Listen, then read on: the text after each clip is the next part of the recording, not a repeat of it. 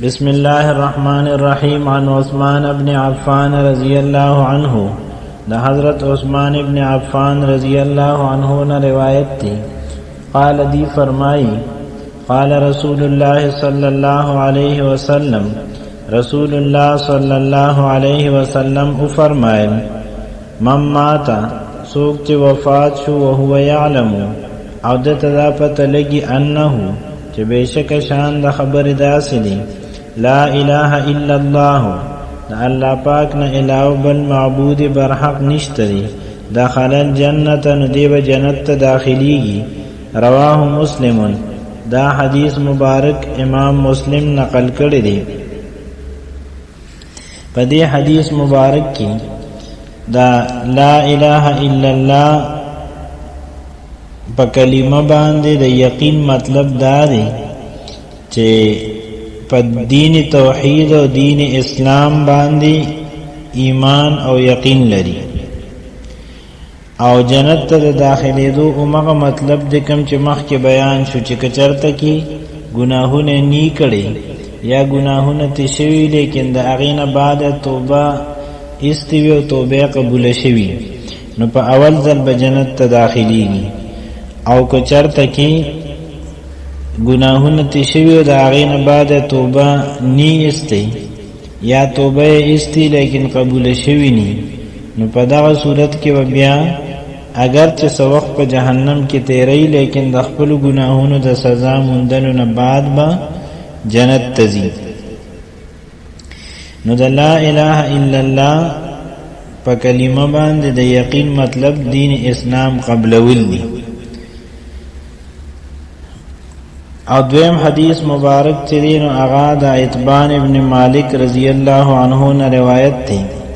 وکان من اصحاب النبی صلی اللہ علیہ وسلم، او عتبان ابن مالک چری دا رسول اللہ صلی اللہ علیہ وسلم پر صحابہ کرامو کیو، ممن شہد بدرن دا آغی کسانو چی بدر کی حاضر شو و بدر کی شرکت کرو، من الانصار دا انصار دا ڈلنا، انہو اتا رسول اللہ صلی اللہ علیہ وسلم، بے شک دا عتبان ابن مالک رضی اللہ عنہ راغے رسول اللہ صلی اللہ علیہ وسلم تا، فقال او بیوی، یا رسول اللہ انی انکرت بصری، اے دا اللہ پیغمبران زمان نظر کمزور شوی دی، وانا اصلی لقومی او زخب القوم تا امامت کم، فاذا كانت الامطار کلچ بارانو نوی، سال الوادی نو اغخوال رو بیگی،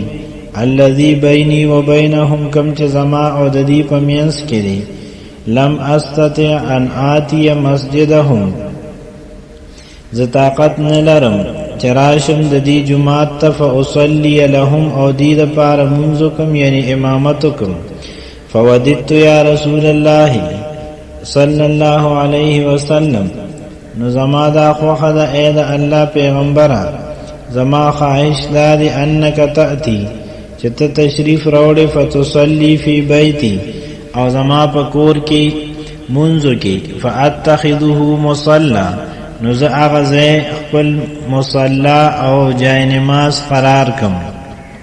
فقال نو رسول اللہ صلی اللہ علیہ وسلم فرمائن، سأفعل انشاء اللہ، زبدا سے حکم کدا اللہ پاک خوخشی.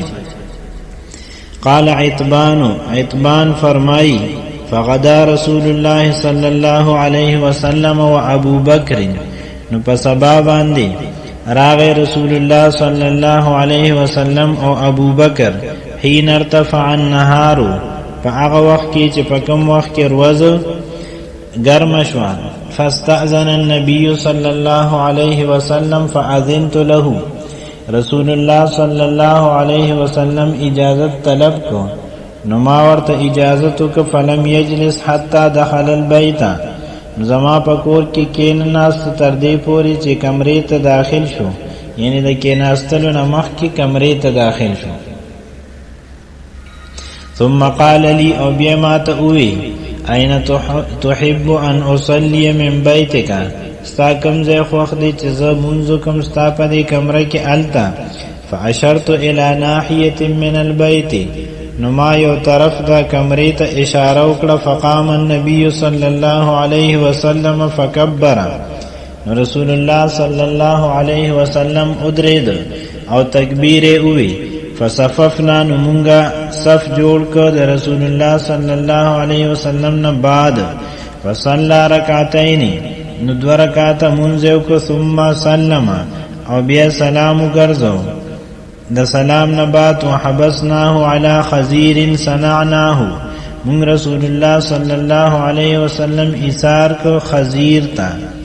صنعناه چې هغه مونږ ورله جوړ کړو. صنعناه چې مونږ دا خزیر جوړ کړو. خزیر د چربه او د اولو خورواته وي چې چربي اوبو کې پخکړی شي او پای کې اولوا چولی شي او کومه خورواته جوړ شي ناغه ته خزیر وي. فصاب فی البیت رجال من اهل الدار ذو عدد، نو راغلل پکور کې سسړی د محلین ذو عدد چې ګڼ شمیرو. فاجتمعوا او راجم شو. فقال قائل منهم نعریک یو کسوی این مالک ابن الدخشنی، مالک ابن دخشن دا کمزے کری. فقال بعضهم نباز کسانو وی ذالک منافق، دا مالک ابن دخشن چی دی دا منافق دی. لا يحب الله ورسوله، محبت نکی اللہ او دا اغا پیغمبر سرا. قال النبي صلى الله عليه وسلم لا تقل، رسول الله صلی اللہ علیہ وسلم فرمائن دا سے موایا. الا تراه قال لا اله الا الله يريد بذلك وجه الله، آیت ویلی ناغلرا چه اغویلی دی لا اله الا الله او اغا پدی سرا اراده کئی دا اللہ پاک دا رضا دا حاصل ولو. قال الله ورسوله اعلم، ناغ سڑیوی چه اللہ او دا اغا رسول تا پتہ لگی دیرا. قال فرمائی قلنا، راوی فرمائی مونگ داسی اوئی.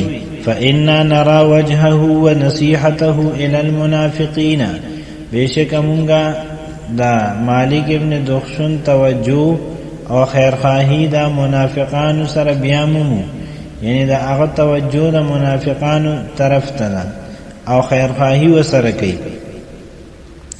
فقال رسول الله صلی اللہ علیہ وسلم فرمائل فإن الله قد حرم على النار، یقینا اللہ پاک حرام کړی دی په اور باندې من قال هغه څوک چې وایي لا اله الا الله، چې څوک لا اله الا الله وایي یبتغي بذلك وجه الله، او هغه تلاش کوي په دې سره د الله پاک رضا، نو هغه الله پاک په اور باندې حرام کړی دی. رواه البخاری و مسلم، دا حدیث مبارک چې دی امام بخاری و امام مسلم نقل کړی دی.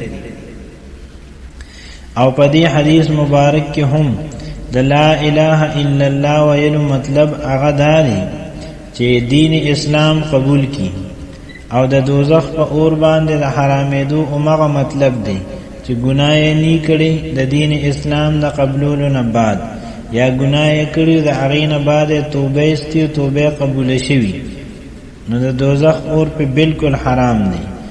او که چرته کې ګناه یې کړي د هغې نه بعد توبه نه استی یا توبه یې استی او قبول شوي نه، نو په دغه صورت کې د دوزخ اور په همیشه لپاره حرام دی. اگر چې څه وخت به پکې تیری لیکن همیشه لپاره به پکې نه پاتې کېږي. او په کومو روایاتو کې چې لا اله الا الله راغلی دی یا پکې راغلی چې لا اله الا الله وانی رسول الله، نو د دې دواړو مطلب یو دی. د لا اله الا الله گوی ورکول او د لا اله الا الله محمد رسول الله گوی ورکول، د دواړو مطلب یو جوړیږي، هغه څه دی؟ دین اسلام قبلول. او مخکم دا بیان شو چې په عهد نبوي صلی الله علیه وسلم کې د لا اله الا الله ویل یا د لا اله الا الله محمد رسول الله ویل دا تعبیر د دین اسلام د قبولولو. دلته کې یو خبر بلدا د کم صحابي مالک ابن دخشن بارکی چې ویلی شوی دی چې منافقو، نو د دې په نظر کې دا چا چې وی چې منافق دی، دا غي په نظر کې صرف دا یو وجوا چې هغه منافقانو ته توجه کوي، هغه سره ناس تپاسته کوي، هغه سره خیرخواهي کوي. د دین علاوه د مالک ابن دخشن بارکی بل څه وجه نه و د منافق ویل. نو دین یو خدا معلومیږي چې صحابه کرامو کې دومره ایمانی جذبه وا چې په صرف توجه کولو منافقانو سره په ناس ته پاسته باندې وته منافق وي، او دومره په دې باندې ناراضو چې د ناس ته پاسته تا او تعلق ته منافقت وي. او بل طرف ته د رسول الله صلی الله علیه وسلم تنبیه او خبرداری چي دي ناغي سره دا سبق ملاويږي چې په کوم خلقو کې دا کمزوري وي، لیکن هغه د خپل ایمان او د توحید او د رسالت په شهادت کې مخلص وي، نو د هغه په باره کې داسې بدګمانه کول او داسې سخت خبرې کول جایز نه دي، بلکې د ایمان طرف ته قتل دا زیات قابل لحاظ او واجب الاحترام دي، په زید دي چې منافقانو سره تعلق ساتي او هغه سره ناس تپاس تکي او مونږ د هغه دی عمل ته ګورو، نو د دې په ځای باندې مونږه لپکار دي چې د هغه اخلاص ته وګورو، کوم چې هغه د لا اله الا الله محمد رسول الله په گواهی کې لري. بل دا چې مالک ابن دخشن چې دی دا د رسول الله صلی الله علیه وسلم په هغه صحابه کرامو کې چې په عام غزواتو کې خصوص په جنگ بدر کې هم شریک شوی. نو شاید چې منافقانو سره تعلق هغه د بعض مجبورو د وجه نه لري، لکه څنګه چې د حاتب ابن ابي بلتع رضی الله عنه تعلق د بعض مجبورو په وجه باندې، نو دغه شاید د دین د بعض مجبورې وي چې د هغه په وجه باندې تعلق لري. باقی د توحید او د رسالت په شهادت کې مخلص او د الله پاک د رضا لپاره شهادت او گوی ورکولا د توحید او د رسالت، یعنی اسلام او ایمان سره مخلص. وآخر دعوانا أن الحمد لله رب العالمين.